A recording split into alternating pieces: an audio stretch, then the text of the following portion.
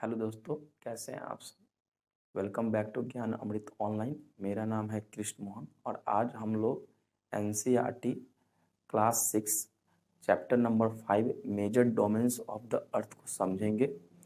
और इसमें major domains of the Earth में हम लोग मुख्यतः लिथोस्फीयर, हाइड्रोस्फीयर, एटमॉस्फेयर और बायोस्फीयर के बारे में जानेंगे।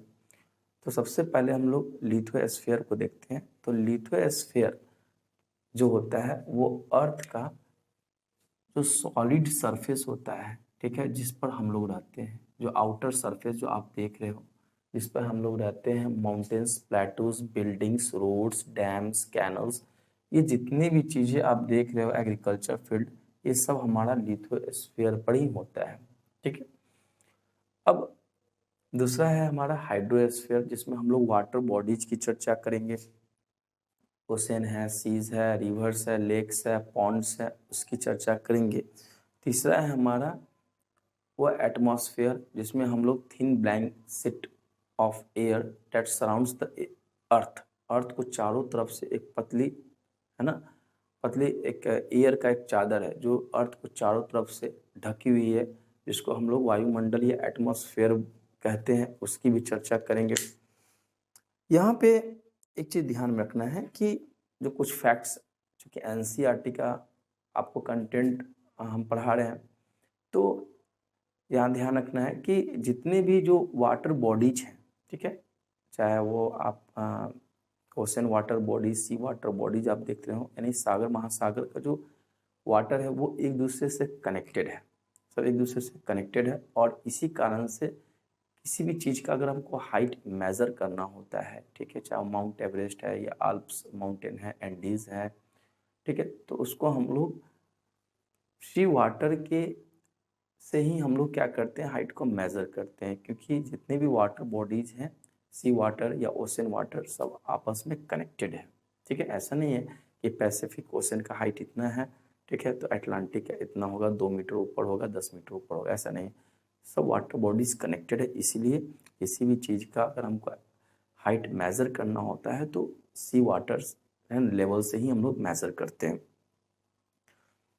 अब हम लोग बात करते हैं, यहाँ पर दिया गया है कि mount Everest and Mariana trench के बारे में।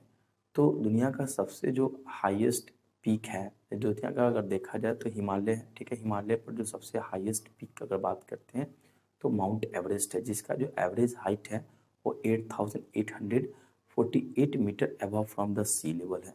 कहीं कहीं 8,850 मीटर भी दिया जाता है, तो आप 8,848 metre above from the sea level याद कर सकते हैं। अगर लोवेस्ट डिप्रेशन की अगर बात करते हैं, अर्थ की सबसे जो निचली जो खाई की अगर बात करते हैं, सबसे निचली जो गहराई है वो हमारा मैरियाना ट्रेंच में पड़ता है। वो आपको पैसिफिक ओशन में देखने को मिल जाएगा। तो पैसिफिक ओशन में दुनिया का सबसे गहरा स्थल है, डिप्रेशन है, जिसका नाम मैरियाना ट्रेंच रखा गया है। और ये मैरियाना ट्रेंच की जो गहराई है वो 11,022 मीटर है। अब हम लोग बात करते हैं, डायरेक्ट आते हैं कंटिनेंट्स पे। तो सबसे पहले हम लोग कंटिनेंट्स को देखते हैं। कंटिनेंट्स देखा जाए तो पहले वर्ल्ड में एक ही कंटिनेंट हुआ करता था, जिसको सुपर कंटिनेंट बोलते हैं, पैनिजिया। लेकिन क्या हुआ, स्लो एंड ग्रेजुअली, ठीक है, सारे जो कंटिनेंट्स हैं वो डिसोसिएट होने लगे, आपस में अलग अलग होने लगे, ठीक है। अब क्यों होने लगे, कैसे हुए, कब हुए, इसकी चर्चा अभी हम लोग नहीं करेंगे, ठीक है। तो ये सारे कंटिनेंट्स अलग हो गए, जिसमें एक अपना एशिया कंटिनेंट भी है, यूरोप भी है, ऑस्ट्रेलिया है, नॉर्थ साउथ अफ्रीका है ना, और यूरोप, ये सारे कंटिनेंट्स अलग हो गए, ठीक है। तो सारे कंटिनेंट्स का जो मूल ओरिजिन, जो मदर कंटिनेंट की अगर बात करते हैं तो वो अफ्रीका ही है, ठीक है। तो उसकी भी चर्चा हम लोग करेंगे। सबसे पहले हम लोग जितने भी जो कंटिनेंट्स हैं उसको ऑर्डर में देख लेते हैं, on the basis of size, ठीक है। साइज के अनुसार से अगर देखते हैं कि कौन कॉन्टिनेंट कितना बड़ा है, ठीक है। तो सबसे पहले हम लोग देखते हैं एशिया, ठीक है। सबसे बड़ा जो कंटिनेंट है वो एशिया है। दूसरा है अपना अफ्रीका है। तीसरा है आपका नॉर्थ अमेरिका है। चौथा है आपका साउथ अमेरिका है। फिर है एंटार्क्टिका, है, फिर है अपना यूरोप और सबसे लास्ट में है ऑस्ट्रेलिया। ठीक है, तो सबसे छोटा जो कंटिनेंट है वो ऑस्ट्रेलिया कंटिनेंट है और सबसे जो बड़ा कंटिनेंट है वो अपना एशिया कंटिनेंट है। चलिए हम लोग एक एक कंटिनेंट को एक्सप्लोर करते हैं। सबसे पहले हम लोग बात करते हैं एशिया कंटिनेंट को। एशिया कंटिनेंट देखा जाए तो वर्ल्ड का टोटल लिथोस्फीयर का 1/3 एरिया को ये होल्ड करता है। ठीक है, एरिया को होल्ड करता है। ठीक है, अब देख सकते हो कि इंडिया, चाइना, ठीक है, जापान, नॉर्थ, साउथ कोरिया, ठीक है, ये अफगानिस्तान, पाकिस्तान, बांग्लादेश, ये सारे जितने भी अब देश कंट्रीज के मैं नाम लिया हूँ ये सारा एशिया में ही पड़ता है। एशिया और यूरोप, एशिया के जो वेस्ट साइड में, यहाँ पर अगर एशिया की अगर बात करते हैं, ये अपना एशिया है। ठीक है, तो इसके वेस्ट में क्या है, यूरोप है। ठीक है, इसके वेस्ट में क्या है, यूरोप है। और बीच में जो आप माउंटेन जो देख रहे हैं, ये जो माउंटेन है, इसी माउंटेन को बोलते हैं यूराल माउंटेन, यानी यूराल पर्वत, यूराल माउंटेन। तो यूराल माउंटेन जो है ना, इट सेपरेट्स, है ना, एशिया एंड यूरोप, यूरोप और एशिया को अलग अलग करता है। ठीक है, अब क्या होता है कि कुछ कंबाइंड एरियाज हैं, जैसे कुछ एरिया ऐसे हैं जो आधा एशिया में ही पड़ता है, कुछ यूरोप में ही पड़ता है। तो उस एरिया को हम लोग क्या बोलते हैं, यूरेशियन एरिया। क्या बोलते हैं, यूरेशियन, मतलब सम पार्ट्स है ना lies between Europe and Asia. तो इसलिए ये दो वर्ड से मिला है, यूरोप और एशिया। चलिए अब हम लोग बात करते हैं जो दूसरा जो कंटिनेंट की अगर हम लोग बात करेंगे वो है अपना यूरोप। ठीक है, यूरोप की अगर बात करते हैं तो ठीक है, यहाँ पर अगर देखते हैं यूरोप, तो यूरोप को देखा जाए तो इसको पेनिनसुलर कंटिनेंट भी कहा गया। Why it is called peninsular continent, है ना। तो तो यूरोप में क्या है कि यूरोप का जो नॉर्थ इलाका, जो यहाँ पर आप देखोगे कि आर्कटिक है, आर्कटिक ओशन है। ठीक है, यहाँ पर नॉर्थ में इसकी आर्कटिक ओशन है और इसके वेस्ट में है एटलांटिक, इसके साउथ में है मेडिटेरियन सी, भूमध्य सागर। ठीक है, और इसके यहाँ पर तो एशिया हो ही गया जो आपको पता है जस्ट। ठीक है, ठीक है,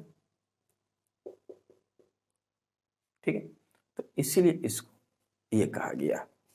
अब यहाँ पे इसको ओल्ड कंटिनेंट के नाम से भी जानते हैं और इसको पेनिनसुलर कंटिनेंट के नाम से भी जानते हैं। ये हो गया। अब जो तीसरा जो कंटिनेंट है हमारा वो है अपना अफ्रीका। ठीक है, अफ्रीका को देख लेते हैं। अफ्रीका को मदर कंटिनेंट भी कहा गया है। मैंने आपको शुरू में ही बताया कि जितने भी कंटिनेंट की जो ओरिजिनेशन हुआ है they originated from this African continent. पहले एक ही कंटिनेंट हुआ करता, तो ये मदर कंटिनेंट भी इसको कहा गया है। और you will be surprise to know, आपको जान करके हैरानी होगी कि इसकी खोज बहुत लेट से हुआ। ठीक है, इसलिए इसको डार्क कंटिनेंट भी कहा गया, यानी यूरोपियन लोग इसको डार्क कंटिनेंट कहा गया, डार्क कंटिनेंट का मतलब बहुत लेट से इसका डिस्कवर हुआ है डार्क कंटिनेंट। अब इसका जो आप बाउंड्रीज को देख लेते हैं कि इसके जो बाउंड्रीज कैसे कैसे फैले हुए हैं। तो ये अपना अफ्रीका है और इस अफ्रीका के नॉर्थ में मेडिटेरियन सी, जो जस्ट हम लोग कभी डिस्कस किए। इसके वेस्ट में अपना हो जाएगा अटलांटिक। ठीक है, और इसके साउथ में, ठीक है, सदर्न ओशन, सदर्न ओशन। ठीक है, इसी सदर्न ओशन को एंटार्क्टिका, ठीक है, एंटार्क्टिका ओशन भी आप बोल सकते हो। और यहाँ पर अपना रेड सी, लाल सागर, और यहाँ पर इंडियन ओशन। ठीक है, ये इसके चारों तरफ बाउंड्री, मतलब ये continent is surrounded by oceans, तो कैसे कहाँ कहाँ ये ओशंस फैले हुए हैं, तो हम इसको यहाँ पर आपको बता दिए। अब एक फैक्ट है, एक दो फैक्ट है, इसके बारे में जान लो कि अफ्रीका कंटिनेंट एक ऐसा कंटिनेंट है जहाँ से 3 जो मेजर जो लैटिट्यूडनल लाइंस है, जैसे इक्वेटर हुआ, ट्रॉपिक ऑफ कैंसर हुआ, ट्रॉपिक ऑफ कैप्रिकॉर्न हुआ, 3 जो मेजर लाइंस जो आप देख रहे हो, ये तीनों लाइंस अफ्रीका कंटिनेंट से गुजरते हैं। एक क्वेश्चन बन जाता है कि ऐसा कौन सा कंटिनेंट है जिस कंटिनेंट से तीनों लाइन गुजरता है, तो अफ्रीका कंटिनेंट। ठीक है, इसी अफ्रीका कंटिनेंट में आप देखोगे कि यहाँ पे दुनिया का जो सबसे बड़ा जो डेजर्ट है, सहारा डेजर्ट, वो यहीं पाया जाता है। ठीक है, इसी अफ्रीका कंटिनेंट में दुनिया की सबसे जो लंबी नदी रिवर है, वो नील रिवर है, वो यहीं पाया जाता है। ठीक है, और ये जो अफ्रीका है, ये अपना एशिया से जो स्वेज जो कैनल है, इसी से कनेक्ट होता है।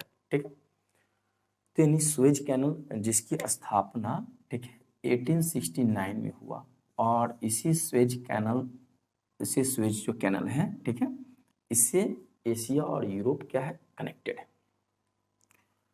अब हम लोग बात करते हैं नेक्स्ट जो अपना टॉपिक है, वो अपना नॉर्थ अमेरिका है। तो चलिए नॉर्थ अमेरिका का बात करते हैं। नॉर्थ अमेरिका आप देख रहे हो कि ये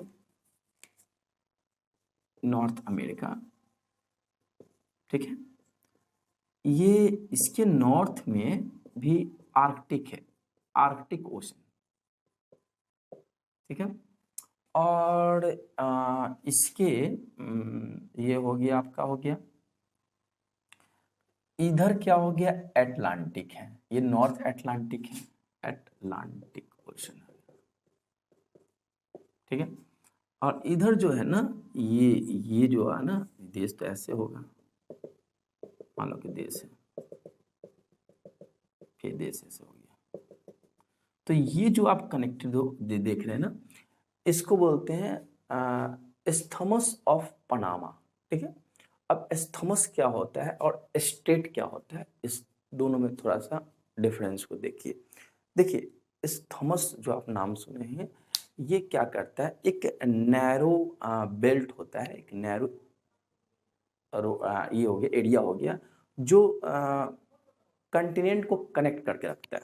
ठीक है, दो जो लैंड मासेस हैं, जिसको आप कंटिनेंट भी बोल सकते हो, उस दोनों को कनेक्ट करता है, उसको बोलते हैं स्थमस। ठीक है, तो यहाँ पे जो पनामा स्थमस की हम जो बात कर रहे हैं, ये नॉर्थ अमेरिका और ये अपना जो साउथ अमेरिका, ये नॉर्थ अमेरिका हुआ और ये साउथ अमेरिका को ये जो है ना कनेक्ट करता है, स्थमस ऑफ पनामा।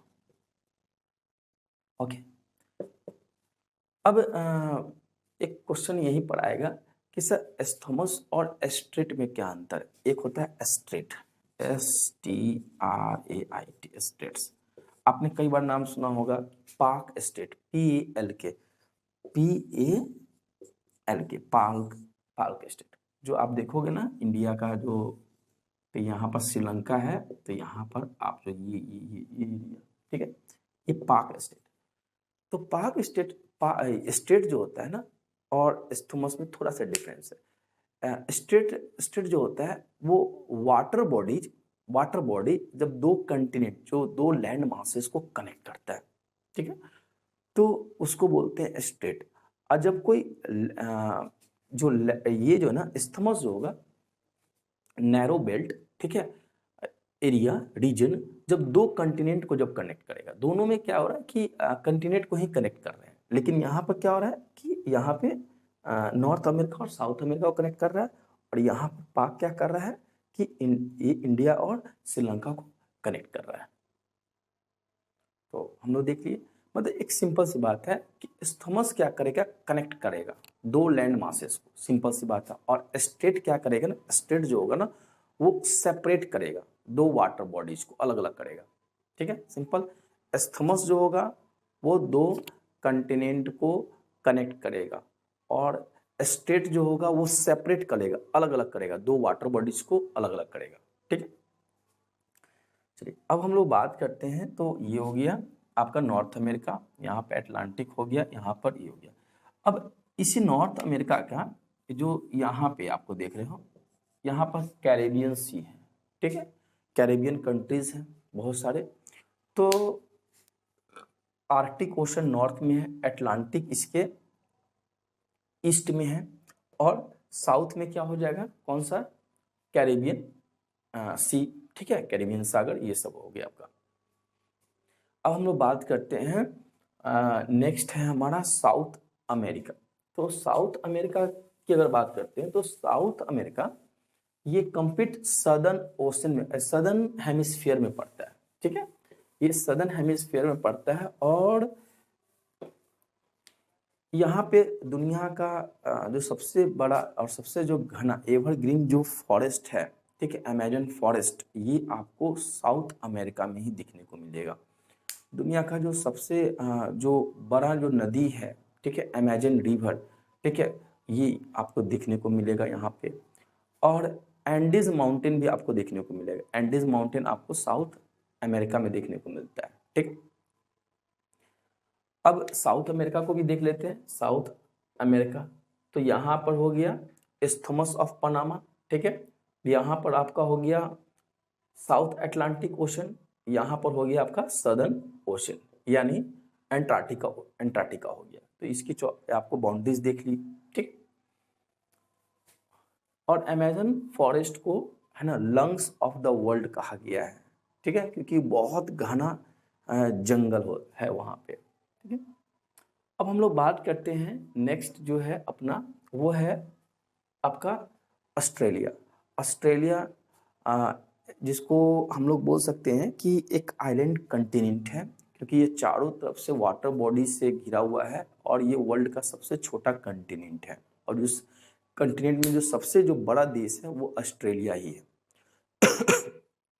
नेक्स्ट है अपना वो है अंटार्कटिका, ठीक है, अंटार्कटिका जिसको व्हाइट कंटिनेंट भी बोलते हैं,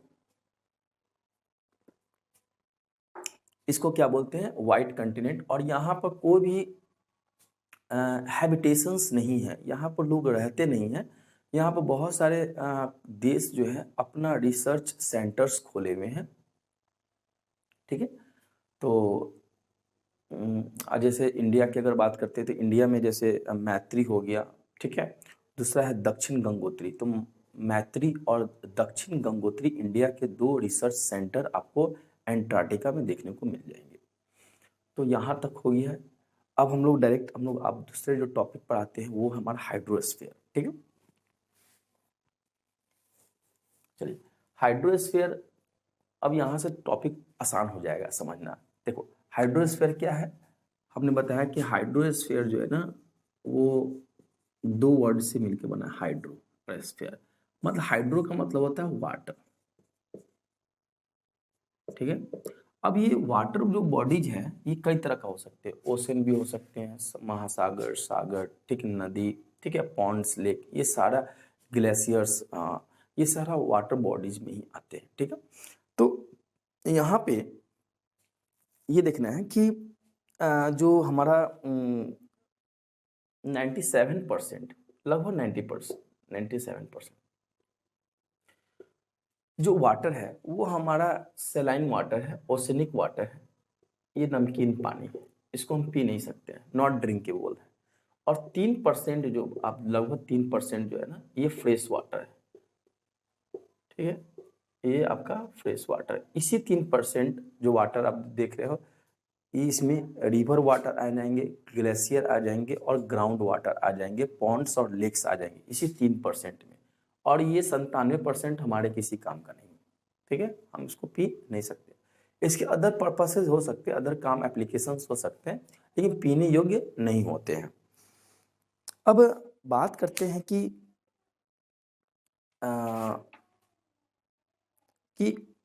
जो नेक्स्ट टॉपिक है कि इसी कारण से, क्योंकि आप देख सकते हो कि लगभग आपका जो 75% जो अर्थ का जो सरफेस है वो वाटर बॉडीज से कवर्ड है, इसलिए अर्थ को ब्लू प्लेनेट भी कहा गया है। क्यों? क्योंकि आप जब देखोगे ना आसमान से, ठीक है, तो अर्थ वो नीला दिखेगा, ब्लू कलर का दिखेगा। क्यों? क्योंकि इसके जो है ना लगभग 75% ना surface is covered by water bodies, that is why it is called blue planet. अब बात करते हैं ओशंस। तो समुद्र में, ठीक है, महासागर ओशंस में, ठीक है, 3 तरह का मूवमेंट होता है, ठीक है। पहला हो गया waves, tides and ocean currents, ठीक है। ये तीनों मूवमेंट्स आपको देखने को मिलेगा समुद्र में, यानी सीज एंड ओशन में आपको देखने को मिल जाएगा। फिर जो नेक्स्ट हमारा जो टॉपिक है वो है हमारा पैसिफिक ओशन के बारे में बात करते हैं। यानी अब जितने भी ओशंस की बात करते हैं तो 5 ओशंस हैं, ठीक है। तो इसका शॉर्ट फॉर्म क्या है? PAISA, पैसा। तो ये हो गया पैसिफिक ओशन, ये हो गया अटलांटिक ओशन, ये हो गया इंडियन ओशन, ये हो गया सदर्न ओशन, ठीक है ना। और ये हो गया अपना, ठीक है। ये लास्ट कौन सा ओशन होगा बताओ? आर्कटिक ओशन, ठीक है। तो शॉर्टकट आपको एक तरीका बताते हैं, पैसा, Pacific ocean, Atlantic ocean, Indian ocean, ठीक है, सदर्न ओशन। इसी सदर्न ओशन को आप एंटार्क्टिका ही बोल सकते हो, और ये आर्कटिक ओशन, ठीक है। ये 5 ये ऑर्डर में है, ऐसे आप याद कर लो, ठीक है। इसमें कहा गया कि इसका जो शेप जो होता है ये सर्कुलर होता है, ये गोल होता है, ठीक है। अब इसका जो है अटलांटिक है, अटलांटिक का कैसा होता है? अटलांटिक का ये स्पाइरल एस होगा, एस आकार का होगा। इंडियन ओशन का ये ट्रायंगुलर शेप में होता है, ठीक है। ये कैसा होगा? ट्रायंगुलर शेप में होगा, ठीक है। बाकी सब इंपॉर्टेंट नहीं है कि उसका शेप एंड साइज कैसा होता है, बस 3 इंपॉर्टेंट आपको ध्यान रखना है। पहला तो ऑर्डर में, और दूसरा ये है कि पैसिफिक का कैसा होता है? सर्कुलर इन शेप है, अटलांटिक का एस इन शेप है, इंडियन का ट्रायंगुलर इन शेप है, ठीक है। अब यहाँ पे एक है कि पैसिफिक ओशन का कुछ सिग्निफिकेंस को देख लेते हैं।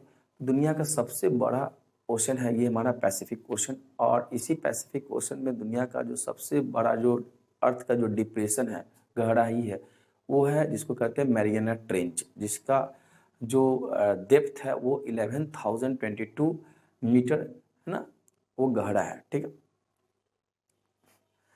और अब हम लोग बात करते हैं अटलांटिक ओशन। अटलांटिक ओशन का जो शेप अगर देखते हो तो एस शेप है, एस आकार का, एस मतलब ऐसा ही, ठीक है।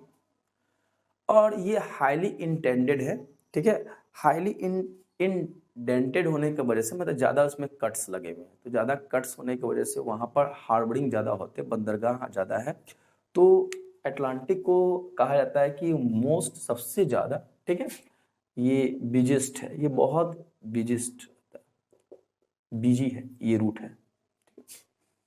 नेक्स्ट है हमारा इंडियन ओशन, और इंडियन ओशन का it is named after Indian का इंडिया, इंडिया के नाम पर ही इंडियन ओशन का नाम पड़ा, ठीक। और यहाँ पर आप देख सकते हो कि ये अपना यहाँ पर इंडियन ओशन है, ठीक है, इस एरिया में, ठीक है। इस एरिया में आपको इंडियन ओशन देखने को मिल जाएगा। नेक्स्ट है हमारा southern southern ocean. Southern ocean आपको अफ्रीका के नीचे, ठीक है, ये आपको देखने को मिलता है। और आर्कटिक, आर्कटिक जो आप देख रहे हो, ये आर्कटिक जो है ना, ये बीच में आपका बेरिंग स्ट्रेट आता है। ये बेरिंग स्ट्रेट जो है ना, ये पैसिफिक और आर्कटिक को अलग करता है, बेरिंग स्ट्रेट।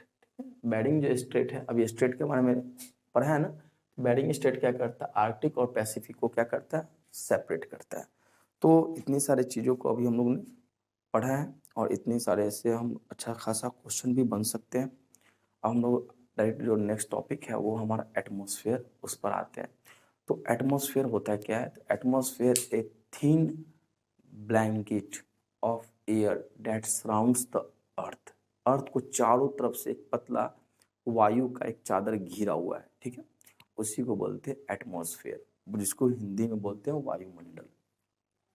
चलिए इसको थोड़ा समझ लेते हैं।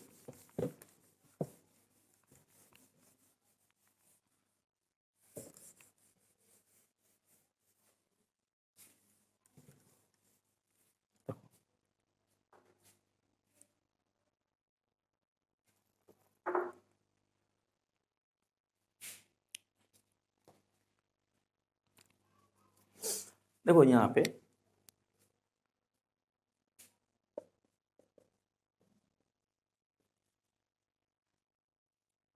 ये अपना अर्थ है, इसके चारों तरफ एक लेयर बना हुआ है, एक नहीं कई लेयर्स हैं, ठीक है। तो अर्थ के चारों तरफ एयर का कई लेयर्स है जिसको एटमॉस्फेयर बोलते हैं, ठीक है। और इसमें जो सबसे जो महत्वपूर्ण जो गैस है, ठीक है, वो नाइट्रोजन है, फिर उसके बाद ऑक्सीजन है, और कार्बन डाइऑक्साइड का जो परसेंटेज है बहुत ही कम है। लेकिन कार्बन डाइऑक्साइड का परसेंटेज कम होते हुए भी ये बहुत इसका सिग्निफिकेंस रोल होता है। क्यों? क्योंकि आ, ये क्या करता है, सनलाइट्स जो होते हैं उस लाइट्स को क्या करता है, हीट को वो एब्जॉर्ब कर लेता है, और जिसके कारण से अर्थ को वार्म रखता है, ठीक है। अगर CO2 की मात्रा बहुत ही कम रहेगा, अगर CO2 की मात्रा नहीं रहेगा तो हम लोग कह सकते हैं हम लोग जम जाएंगे बर्फ में, ठीक है, यानी ये अर्थ बहुत ही ठंडा हो जाएगा, ठीक है। तो क्या करता है CO2, अर्थ सनलाइट को क्या करता है, एब्जॉर्ब कर लेता है, और ये फिर है ना, अर्थ को फिर क्या करता है, वार्म रखता है। अब बात करते हैं कि इसके कई एटमॉस्फेयर के कई लेयर्स। तो सबसे पहला जो लेयर है ये हमारा ट्रोपोस्फेयर है, जो सबसे लोवेस्ट लेयर है, ठीक है। और जितने भी जो एटमॉस्फेयर फिनोमिना होते हैं, वेदरिंग फिनोमिना होते हैं, वो सबसे लोवेस्ट लेयर में ही होते हैं, जैसे बादल का गरजना हुआ, थंडर स्टॉर्म, ठीक है, बारिश वगैरह, सारा कुछ हमारा लोवेस्ट इसी लेयर में होते हैं, सबसे नीचे वाला इसी फर्स्ट में होते हैं। उसके बाद होता है स्ट्रेटोस्फेयर। इसमें कोई भी किसी प्रकार का वेदर फिनोमिना नहीं होता है, और that provides an ideal condition for flying on aeroplane. Aeroplane को उड़ने के लिए स्ट्रेटोस्फेयर एक आइडियल स्फीयर माना गया है। फिर नेक्स्ट है हमारा मेजोस्फेयर, फिर नेक्स्ट आता है थर्मोस्फेयर, एक्सोस्फेयर। सो यहाँ पर हमने क्या देखा कि डिफरेंट लेयर्स देख रहे हैं एटमॉस्फेयर का। सारे लेयर्स का अपना अपना सिग्निफिकेंस है, ठीक है, और ये लेयर्स हमें अर्थ को क्या करता है, प्रोटेक्ट करता है, ठीक है। अब यहाँ पे जो लास्ट टॉपिक हम लोग जो पढ़ने जा रहे हैं वो यह कि जैसे जैसे जैसे जैसे व्हेन वी गोज अप, जैसे जैसे हम ऊपर की तरफ आगे बढ़ेंगे, ठीक है, तो अर्थ का जो टेम्परेचर होगा वो डाउन होगा, और डेंसिटी क्या होगा, डेंसिटी इंक्रीज करेगा, डेंसिटी बढ़ेगा और टेम्परेचर डाउन होगा।